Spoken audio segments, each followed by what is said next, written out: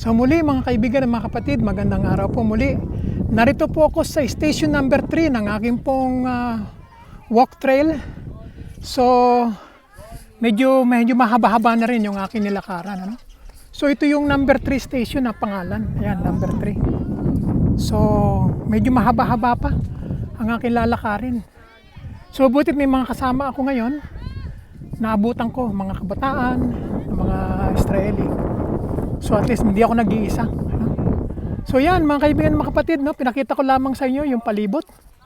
At yan ang ating makikita rito sa lugar na ito. At marami pa tayong matutuklasan. No? At dito lang tayo niyan sa pagitan natin. Yan ay marami pa tayong matutuklasan dito sa Kiryat Gat. No? Yan mga kapatid, papaikutan lang natin para makita. No? Welcome po kayo dito sa taas ng burol ng Kiryat Gat. So sa aking paglalakad. So yan mga kaibigan na mga kapatid, welcome po kayong lahat. So yan, isang paikot lang muna para makita natin yung palibot.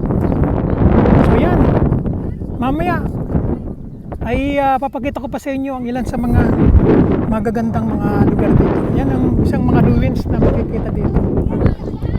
Yan ang mga napakagandang mga lugar na mga na-preserve dito sa Kiryat Gat.